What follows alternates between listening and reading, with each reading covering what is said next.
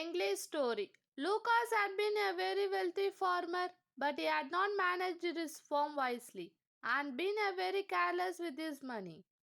He realized too late what a fool he had been when he lost everything. Now he and his wife lived in poverty in a tiny house.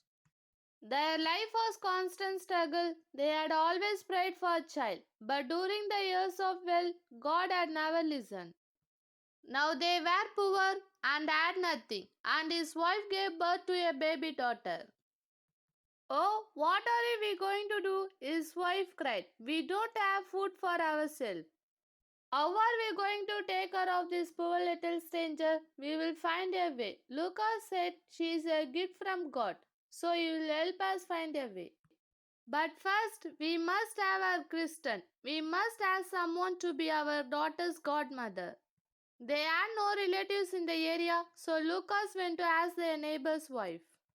What can we accept? Asked his wife sadly. When we were rich, everyone wanted to know us and be our friends. Even the mayor invited us to his home, but now we have nothing, and not even a poor peasant woman will help us. She was very worried about the little baby. Winter was almost at its end, but it was still very cold. At night the earth froze, and in the morning the houses and trees were covered in the snow. They had no clothes for their child, only one bit of cloth, and her bed was the cold, hot ground. Lucas' wife kissed their baby and cried, My poor darling, my poor little darling. Then suddenly happy thought came to her. She told Lucas to go and ask the mayor wife to be their child godmother. She was godmother to the mayor child and was certain that the mayor wife would do the same for them. Lucas did not feel so certain, but he went to ask her. With a heavy heart, Lucas walked past the field and farm building that used to be his. He arrived at the mayor house and gave his wife good wishes to the mayor wife.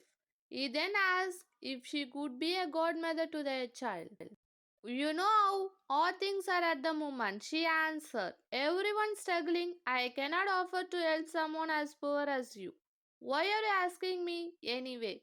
Is not there someone else you could ask?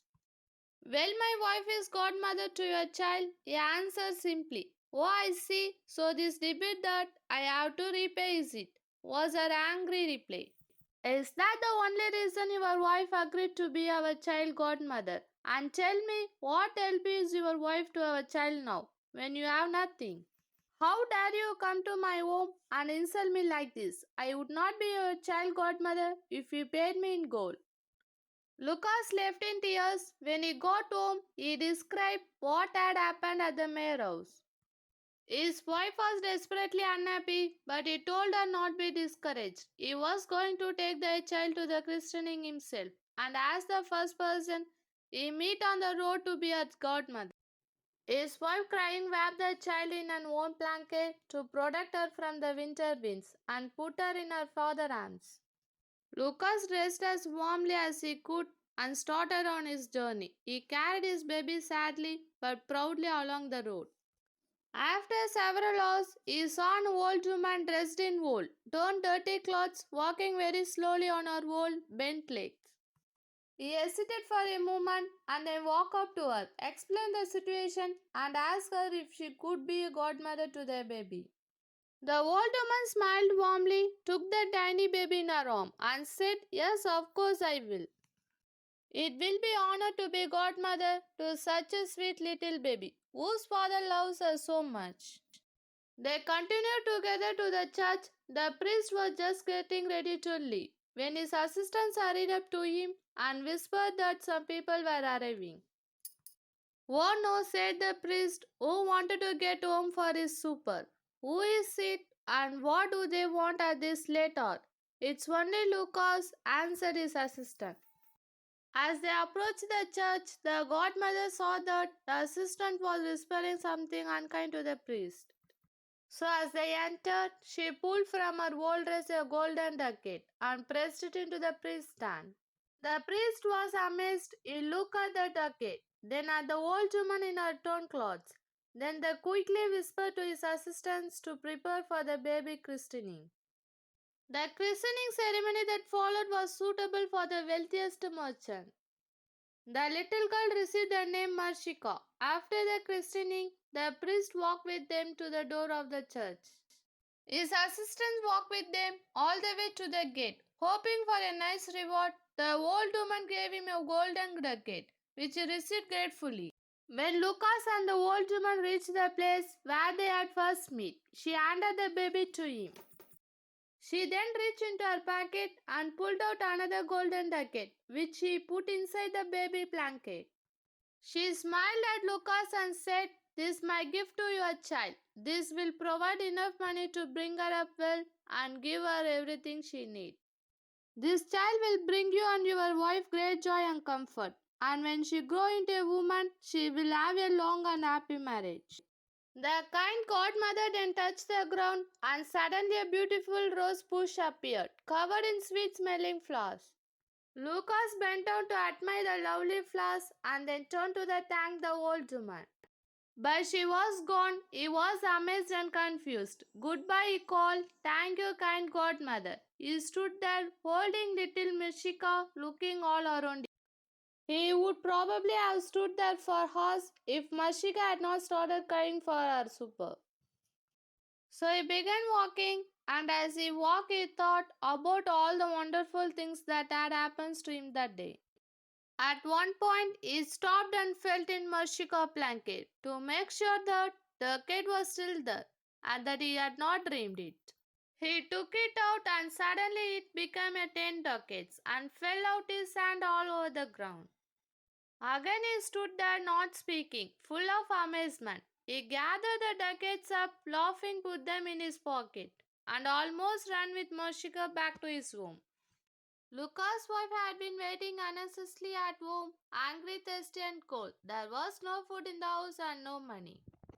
She was very surprised when Lucas ran in with a happy smile on his face and told her all about the kind godmother. When he finished, he told his wife to take the godmother christening gift out of Mashika's blanket. She cried out in happiness and surprise. The ducat flew out of her hands and rolled all over the floor.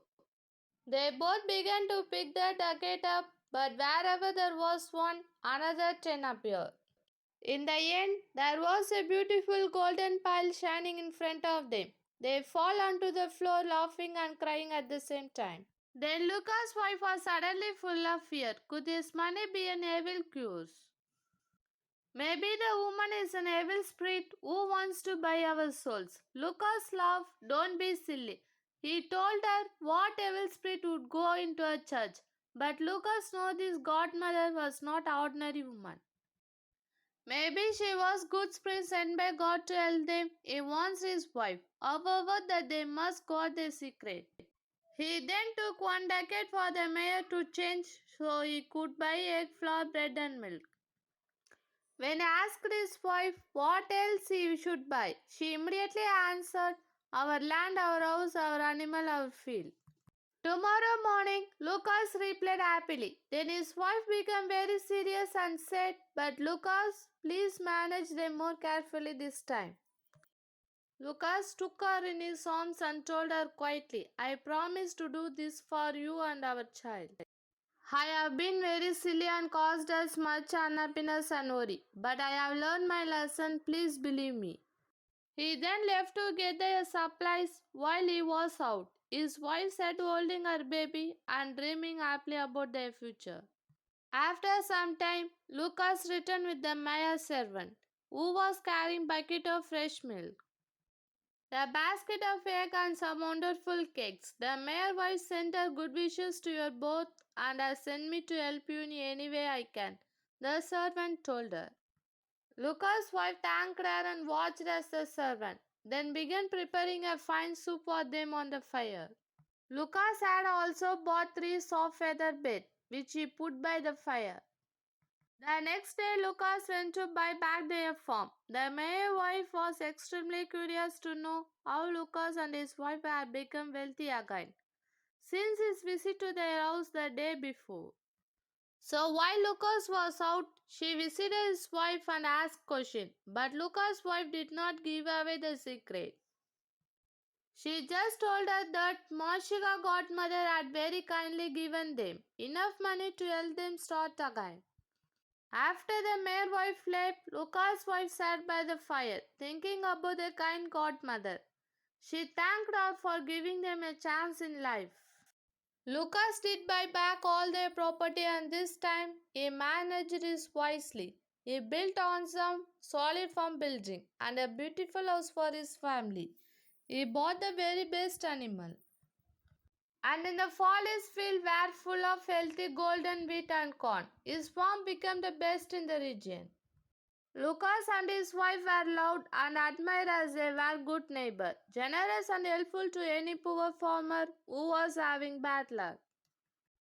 Mashika was a wonderful child. She gave Lucas and his wife great joy and comfort, as her godmother had said she would. When she became a woman, her beauty attracted a wealthy prince, who asked her to be his wife. She married him and lived a long and happy life. Lucas and his wife grew old in good health.